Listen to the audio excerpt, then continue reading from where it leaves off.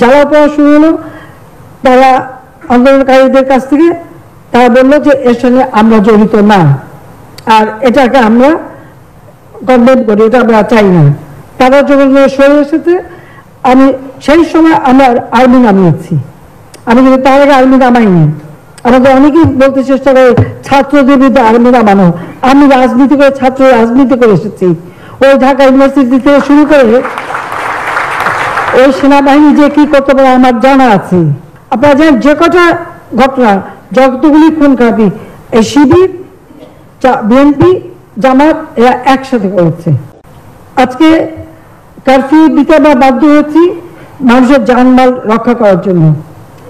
আমি তো কখনো চাইনি, কারণ আমি যে 81 সালে দেশে ফিরে আসি, প্রতি রাতে কারফিউ ছিল। যে ওরা যতদিন দেশ চালিয়েছি রোজই কারফিউ। আমরা শুনতাম 10টার মধ্যে তাড়াতাড়ি ফিরতে হবে, কারণ রাতে কারফিউ। সে কথাটা অনেকেই হয়তো মনে নাই, আবার অনেকেই জানতে তারা জানেও না। বিএনপি সম্পূর্ণ মদত দিচ্ছে। আমার প্রশ্ন, এরাই যে এত কিছু করছে, অর্থ সরবরাহ কারা করছে সেটা আপনারা খোঁজ দেন, যে অর্থগুলি কোথা থেকে আসছে। আপনার সেটা খবর নেবেন।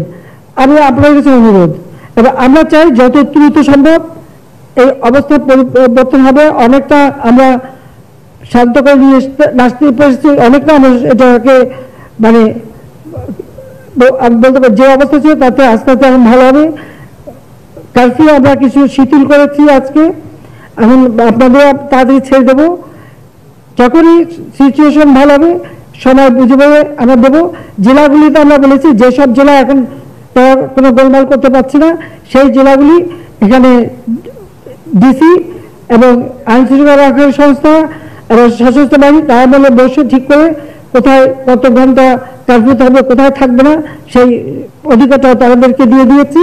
আর ঢাকায় আমরা সেই ব্যবস্থাও দিচ্ছি, যতটুকু ভালো হবে আস্তে আস্তে সেটাও শিথিল হয়ে যাবে। অনেকেই শাস্তি দেওয়া হয়েছে আর বা জানি, কিন্তু শাস্তি দিয়েছে আবার জেল থেকে সেটা ওই একই চেহারা।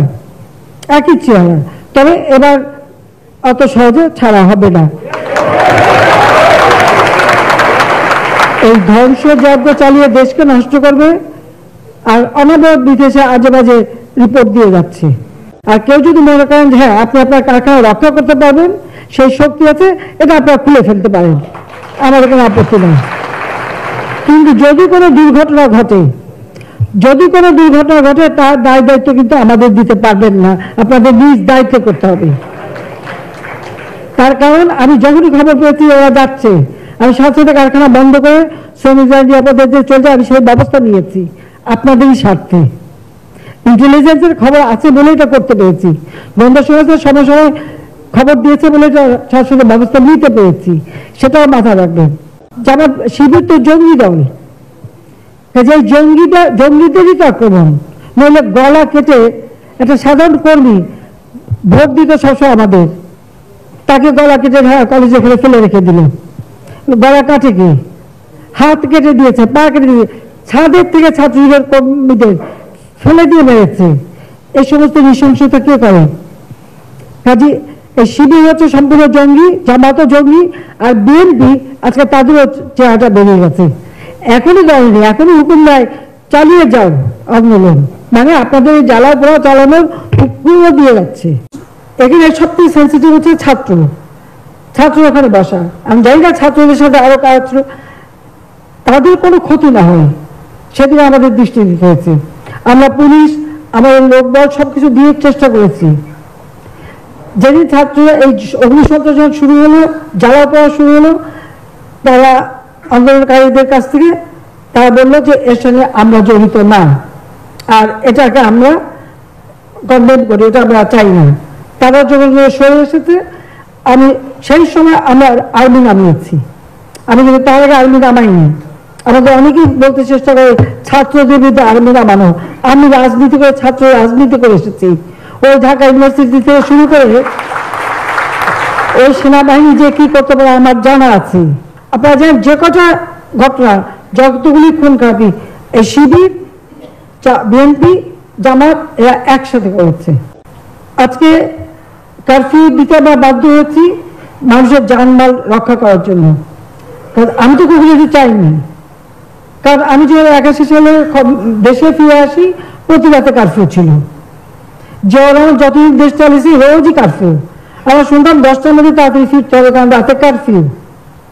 সে কথাটা অনেকেই হয়তো মনে নাই, আবার অনেকে জানতে যে আসলে তারা জানেও না। বিএনপি সম্পূর্ণ মদত দিচ্ছে। আমার প্রশ্ন, এরাই যে এত কিছু করছে, অর্থ সরবরাহ কারা করছে সেটা আপনারা খোঁজ দেন, যে অর্থগুলি কোথা থেকে আসছে, আপনার সেটার খবর নেবেন। আমি আপনার কাছে অনুরোধ, এবার আমরা চাই যত দ্রুত সম্ভব এই অবস্থার পরিবর্তন হবে। অনেকটা আমরা শান্ত করে নিয়ে আসতে পেরেছি, অনেকটা আমরা এটাকে মানে আমি বলতে পারি যে অবস্থা ছিল তাতে আস্তে আস্তে এখন ভালো হবে। কারফিউ আমরা কিছু শিথিল করেছি আজকে, এখন আপনাদের তাড়াতাড়ি ছেড়ে দেবো। যখনই সিচুয়েশন ভালো হবে সময় বুঝে পেয়ে আমরা দেবো। জেলাগুলিতে আমরা বলেছি যেসব জেলা এখন তারা কোনো গোলমাল করতে পারছে না, সেই জেলাগুলি এখানে ডিসি এবং আইন শৃঙ্খলা রক্ষাকারী সংস্থা এবং সশস্ত্র বাহিনী তারা বলে বসে ঠিক করে কোথায় কত ঘন্টা কার্ফিউ থাকবে, কোথায় থাকবে না, সেই অধিকারটা তাদেরকে দিয়ে দিয়েছি।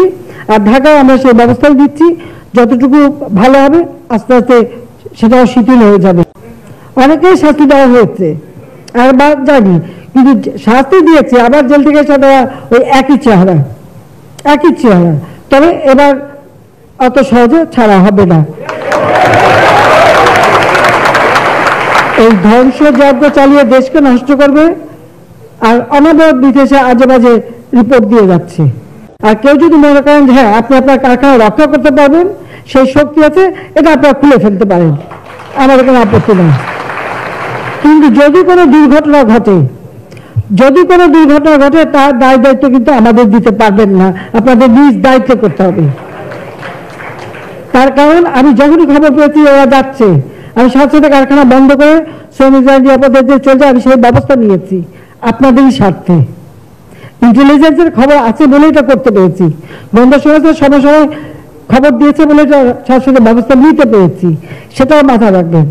যেমন শিবির তো জঙ্গি দল, যে জঙ্গিদেরই তো আক্রমণ, নইলে গলা কেটে একটা সাধারণ কর্মী ভোট দিতে সবসময় আমাদের, তাকে গলা কেটে কলেজে ফেলে রেখে দিল। গলা কাটে কি, হাত কেটে দিয়েছে, পা কেটে দিয়েছে, ছাদের থেকে ছাত্রীদের কর্মীদের ফেলে দিয়ে মেরেছে। এই সমস্ত নৃশংসতা কে করে? কাজে এই শিবির হচ্ছে সম্পূর্ণ জঙ্গি, জামাতও জঙ্গি, আর বিএনপি আজকে তাদেরও চেহারাটা বেরিয়ে গেছে। এখনই দেয়নি, এখনই হুকুম দেয় চালিয়ে যাও আন্দোলন, মানে আপনাদের জ্বালা পোড়া চালানোর হুকুমও দিয়ে যাচ্ছে।